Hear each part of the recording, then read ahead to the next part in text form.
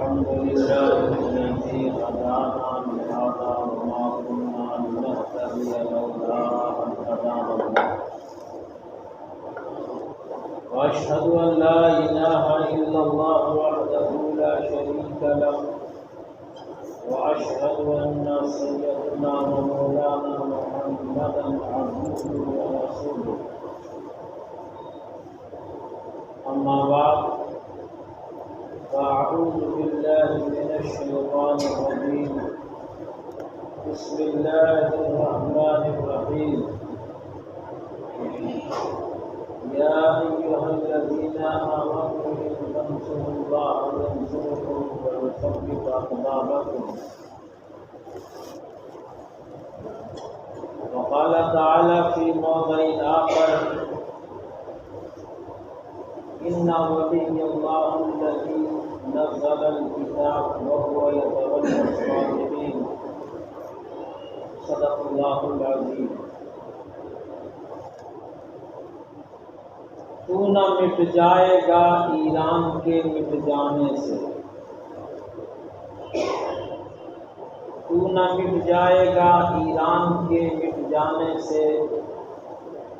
نشے میں کو تعلق نہیں پیمانے سے، ہے آیا یورش تاتار کے افسانے سے، پاسباں مل گئے کعبے کو صنم خانے سے، کشتی حق کا زمانے میں سہارا تو ہے، کشتی حق کا زمانے میں سہارا تو ہے، عصر نو رات ہے دھندلا سا ستارہ تو ہے، آج بھی ہوگا ابراہیم سا ایمان پیدا، آگ کر سکتی ہے اندازے کو جسنا پیدا۔ درود شریف پڑھیں مولانا محمد۔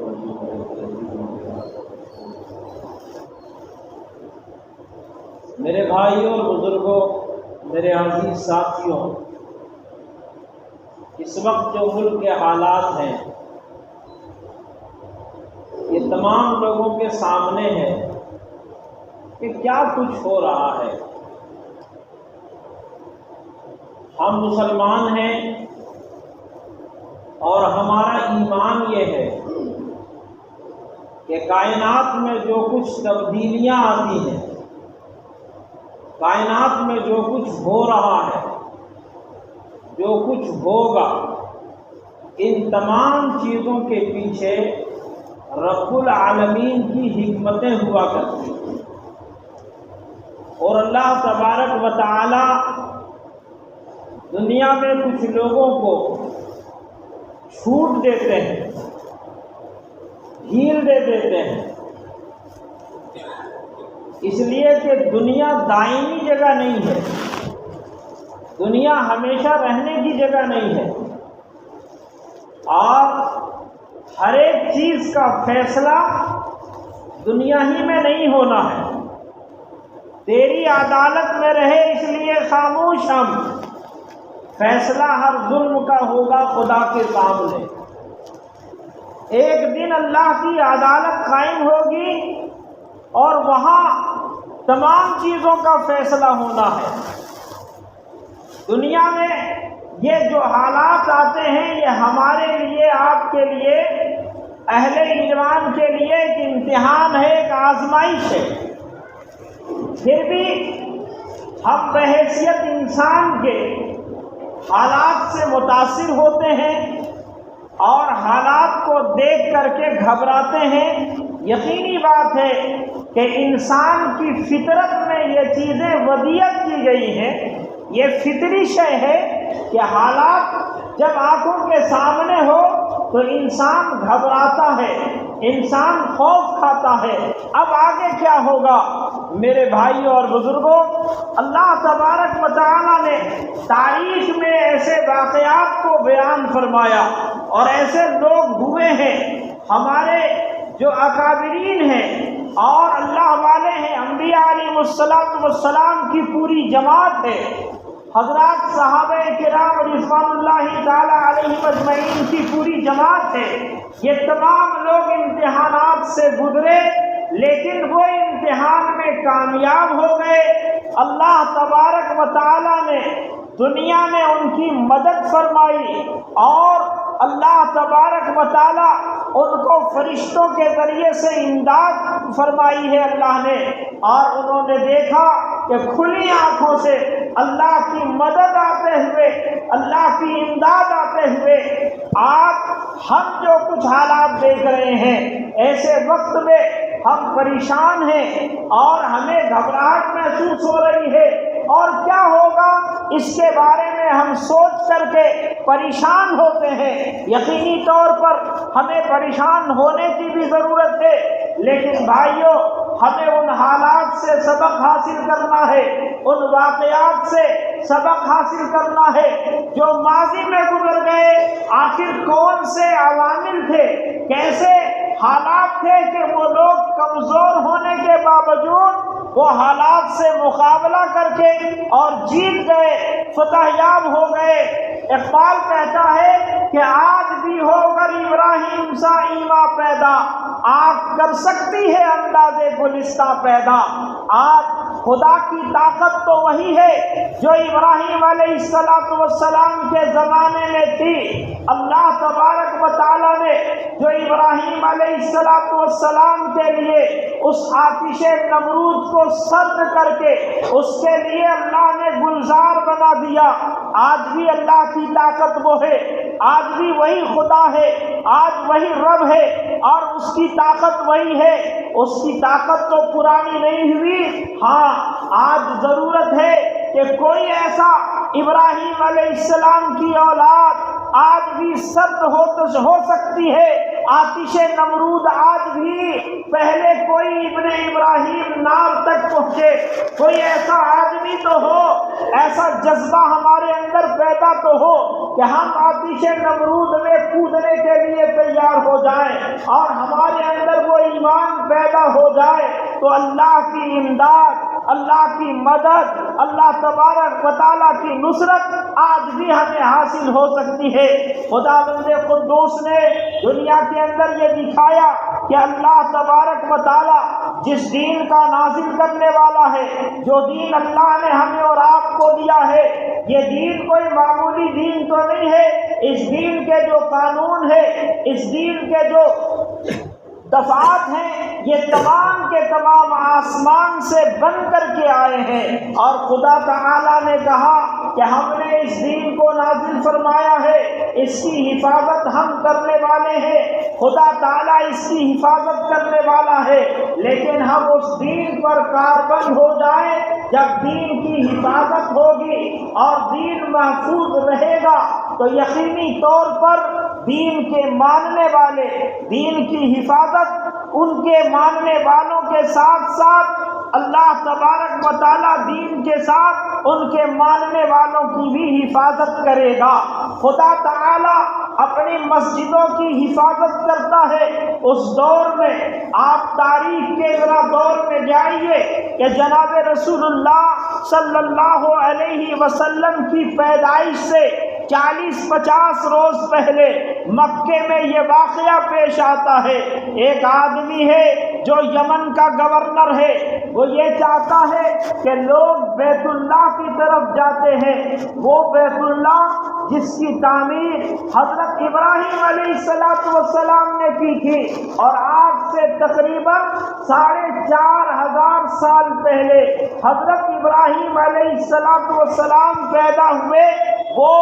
بابل اور نینوا اردن کے علاقے میں، وہاں سے اللہ تبارک و تعالیٰ نے آپ کو ہجرت کرایا اور اس مقام پہ لے کر کے آیا جسے وادی غیر ذی زرع کہا جاتا ہے۔ وہاں حضرت ابراہیم علیہ السلام کو حکم ہوا کہ آپ بیت اللہ کی تعمیر کریں۔ چنانچہ حضرت ابراہیم علیہ السلام نے اس خانہ کعبہ کی تعمیر کی۔ جب تعمیر مکمل ہو گئی، اللہ نے کہا کہ آپ اعلان کر دیجئے کہ لوگ اس گھر کی طرف آئیں، وہ پیدل ہو یا سواریوں کے ساتھ ہو، جس طرح سے بھی ہو، اس گھر کی زیارت کے لیے آئے، اس زمانے سے لے کر کے اب تک تقریباً 4500 سال ہو گئے،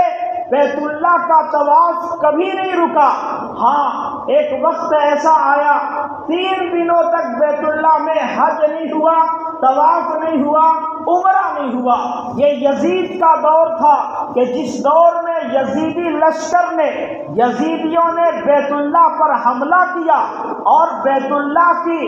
کا غلاف جل گیا، وہاں پابندی لگا دی گئی اور 3 دنوں تک بیت اللہ میں طواف نہیں ہوا، وہاں بیت اللہ میں عمرہ نہیں ہوا، بیت اللہ کا طواف نہیں کیا گیا۔ ورنہ 4500 سالوں سے اب تک تسلسل کے ساتھ بیت اللہ کا طواف جاری ہے۔ زمانے جاہلیت میں بیت اللہ کا لوگ طواف کرتے تھے، اس میں خامیاں ضرور تھی، لوگ ننگے طواف کرتے تھے یا کوئی خاص کپڑا جو وہاں کا متولی ان کو دیتا تھا اس کو خرید کر وہ طواف کرتے تھے، لیکن بہرحال طواف جاری تھا۔ اس لیے عرب کے لوگوں کے نزدیک، قریش کے نزدیک بیت اللہ کی جو عظمت تھی وہ بڑی تھی۔ یمن کا گورنر ابرہہ نے چاہا کہ یہ عقیدت جو ان کے دلوں میں ہے، اگر بیت اللہ کو گرا دیا جائے، اگر اس کو ختم کر دیا جائے تو ہمارا یہ بنائی ہوا کلیسا، اس کی طرف لوگ آئیں گے اور اس کا طواف کریں گے۔ اس لیے وہ چلا، بہت مشہور واقعہ قرآن نے جسے بیان کیا، الم تر کیف فعل ربک باصحاب الفیل الم یجعل کیدہم فی تضلیل۔ کیا آپ نے نہیں دیکھا کہ آپ کے رب نے ہاتھی والوں کے ساتھ کیا کیا؟ ان کے مکر کو، ان کے فریب کو اور ان کی دجالیت کو ختم کر دیا، اور ان کے مقابلے میں اللہ تبارک و تعالیٰ نے کوئی AK-47 کے ساتھ بڑی فوج نہیں بھیجی۔ رب تبارک و تعالیٰ اپنے گھر کی حفاظت کے لیے، اپنے گھر کو بچانے کے لیے بڑی فوج کو میں نہیں بھیجتا۔ اللہ نے کہا کہ ہم نے چھوٹے چھوٹے پرندے بھیجے اور ان پرندوں کے چونچ میں اور ان کے پاؤں میں چھوٹی چھوٹی کنکریاں ہیں، اور وہ کنکریاں ایسی کام کر گئی کہ جس کو لگا وہ وہیں ایسا ہو گیا فَجَعَلَهُمْ كَعَصْفٍ مَّأْكُولٍ۔ جیسے آپ دیکھتے ہیں کہ جانور چارہ چباتا ہے اور چباتے چباتے اگل دیتا ہے، ایسا ہو گئے جیسے چبائے ہوئے بھوس کی طرح ہو گئے، چبائے ہوئے پورا جو ہمارے یہاں ہوتا ہے اس کی طرح وہ ہو گئے۔ اس نے ایسا کام کیا تو رب تبارک و تعالیٰ اپنے گھر کی حفاظت کے لیے یہ چھوٹے چھوٹے پرندوں کو بھیج کر بیت اللہ کی حفاظت کر دیا۔ کیا خوبصورت بات کہی ایک شاعر نے کہ بدر ہو،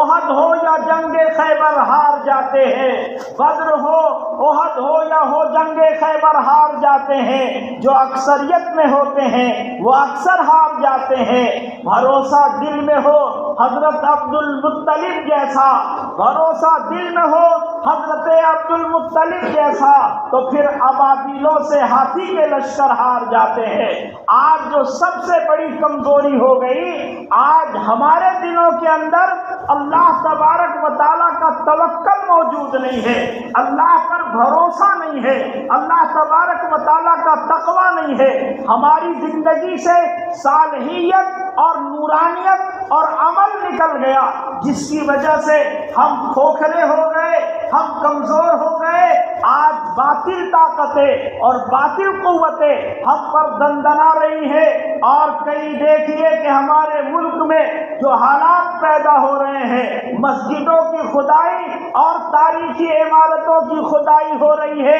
یہ کیوں ہو رہا ہے؟ اس کے پیچھے ایک کارن تو یہ ہے کہ وہ لوگ جو یہ چاہتے ہیں کہ اسلام کے اس چراغ کو اور مسلمانوں کو پھوکوں سے بجھا دیا جائے اور ختم کر دیا جائے، حالانکہ خندہ جن کفر ہے، تمہیں احساس ہے کہ نہیں؟ کچھ بھی پیغام محمد کا تمہیں پاس ہے کہ نہیں؟ ہم اپنے آپ میں اور اپنے ماحول میں، اپنے گرد و پیش میں ایسے الجھے ہوئے ہیں کہ ہمیں ان حالات پر غور کرنے کا اور سوچنے کا وقت بھی نہیں ہے، فرصت بھی نہیں ہے۔ آخر کیا وجہ ہوگی کہ کل تک خدا کی مدد آ رہی تھی، صحابہ کرام رضوان اللہ تعالی علیہم اجمعین کمزور تھے، قلیل تھے، لیکن اللہ کی مدد اتری ہے۔ لیکن مدد کب آتی ہے؟ کہ جب آدمی اپنے آپ کو لگاتا ہے، اپنے دلوں کے اندر تقوی پیدا کرتا ہے۔ اللہ تبارک و تعالی نیکوکار کا حمایتی ہے، صالحین کا حمایتی ہے۔ جب جناب رسول اللہ صلی اللہ علیہ وسلم پر مشرکین مکہ نے بہت ظلم و ستم کر دیا اور یہ چاہا کہ رسول اللہ صلی اللہ علیہ وسلم کے لائے ہوئے اس دین کو اور اسلام کے اس چراغ کو اور اسلام کی اس بڑھتی ہوئی آبادی کو روک دیا جائے، بند باندھ دیا جائے اور ختم کر دیا جائے۔ حالات تو بہت آئے، پلاننگ تو بہت بنائے گئے، دارالندوہ میں میٹنگ ہو رہی تھی اور یہ کہا جا رہا تھا کہ آج محمد صلی اللہ علیہ وسلم کو اور ان کے ساتھیوں کو مٹا دیا جائے، یہاں تک کہ نبی کریم صلی اللہ علیہ وسلم کی زندگی کو نعوذ باللہ ثم نعوذ باللہ ختم کرنے کی اور آپ کو قتل کرنے کی، آپ کو شہید کر دینے کی سازش ہو رہی ہے۔ قرآن کہتا ہے وَمَكَرُوا وَمَكَرُ اللَّهُ وَاللَّهُ خَيْرُ الْمَاكِرِينَ۔ وہ اپنی تدبیر کر رہے تھے اور اللہ تعالیٰ اپنی تدبیر کر رہا تھا، اور بہترین تدبیر کرنے والا تو خدا ہے۔ یہ چاہتے تھے کہ محمد صلی اللہ علیہ وسلم کو اور آپ کے چراغ کو گل کر دیا جائے، مٹا دیا جائے، لیکن خدا جو قسم کھا چکا تھا وَلَلْآخِرَةُ خَيْرٌ لَكَ مِنَ الْأُولَىٰ، اے نبی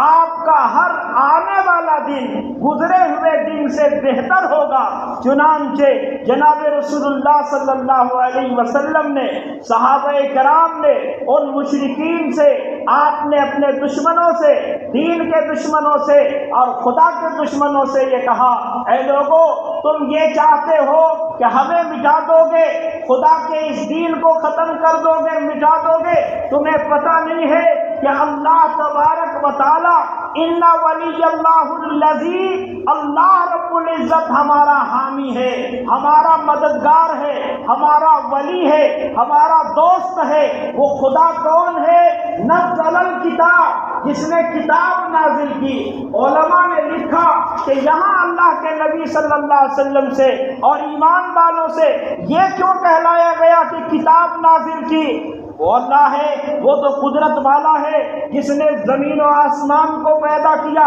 وہ لفظ کن کا مالک ہے، اس نے چاند کو روشنی عطا کی اور اس نے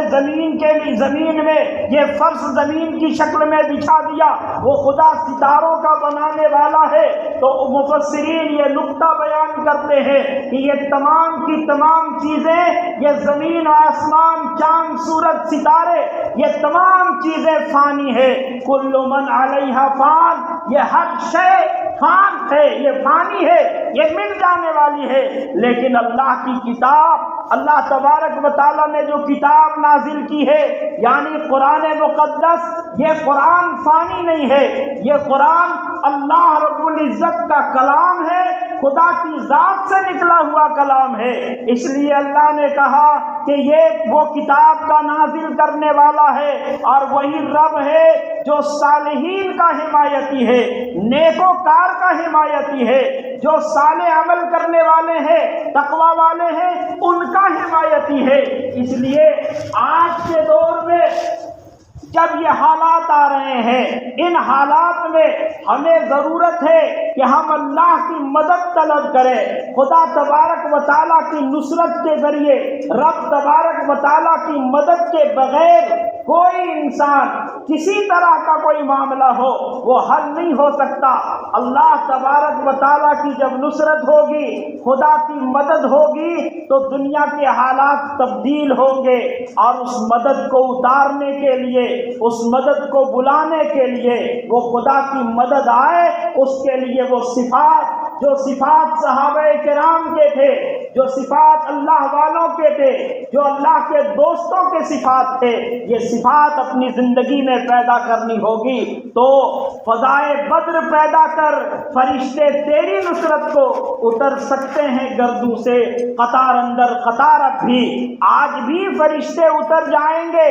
آج بھی فرشتوں کی مدد آئے گی، لیکن وہ فضائے بدر پیدا کیا جائے، اپنے آپ کو خدا کے دین کے لیے، اللہ تبارک و تعالیٰ کے دین کے فروغ کے لیے اپنے آپ کو لگایا جائے، اپنی زندگی میں تقویٰ پیدا کیا جائے، اپنے آپ کو صالح عمل سے متصف کیا جائے، پھر اللہ رب العزت کی مدد آئے گی۔ اللہ تبارک و تعالیٰ نے کیسے صحابہ کرام کی مدد فرمائی؟ پیارے آقا جناب رسول اللہ صلی اللہ علیہ وسلم، آپ مکے میں بڑے تنگ دستی کی زندگی بسر کر رہے ہیں، اب وقت آیا، اللہ نے حکم دے دیا، مکہ والوں نے تنگ بھی کیا، آپ ہجرت فرما گئے، آپ ہجرت فرما کر مدینہ چلے گئے، لیکن مشرکین کو یہ بھی نہیں بھایا کہ مدینے میں آرام سے رہیں، وہ یہ چاہتے تھے کہ اسلام کا چراغ گل ہو جائے،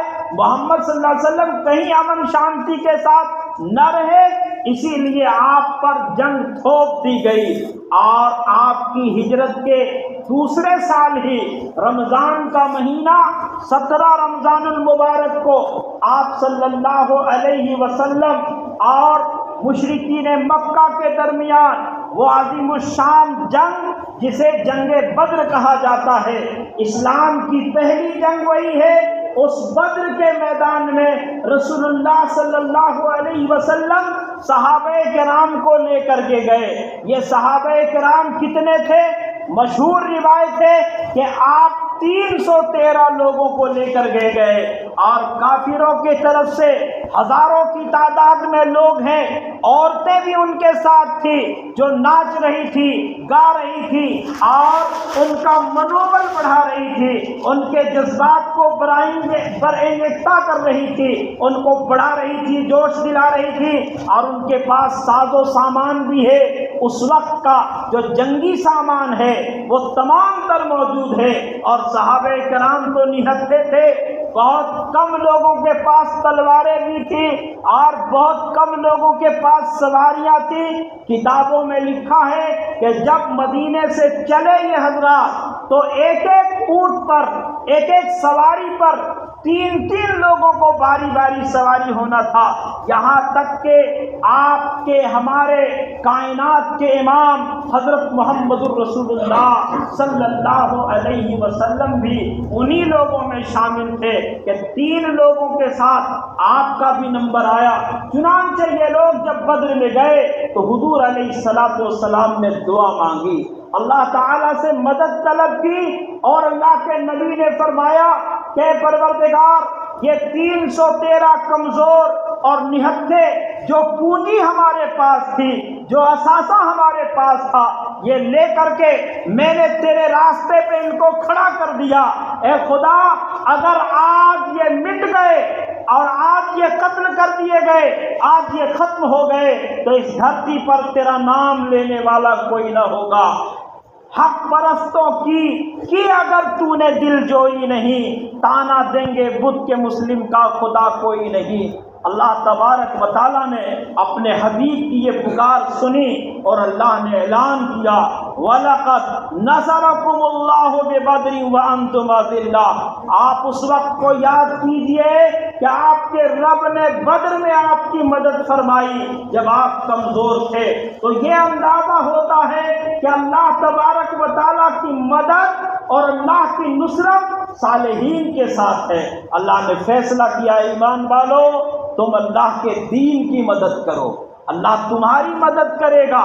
اور جب دشمن تمہارے مقابل میں آئے گا تو دشمن کے مقابلے میں تمہارے قدم کو جما دے گا۔ اس لیے میرے بھائی اور بزرگوں، ہم سب کو چاہیے کہ ہم اپنی زندگی کے اندر تبدیلی لائیں اور اپنے آپ کو صالحین میں شامل کریں، تاکہ اس دور میں اللہ کی مدد آئے۔ اللہ تبارک و تعالی ہم تمام لوگوں کو نیک اور صالح بننے کی توفیق عطا فرمائے، ہمارے دلوں میں اللہ پاک تقویٰ کو پیدا فرمائے۔ وما علینا الا البلاغ۔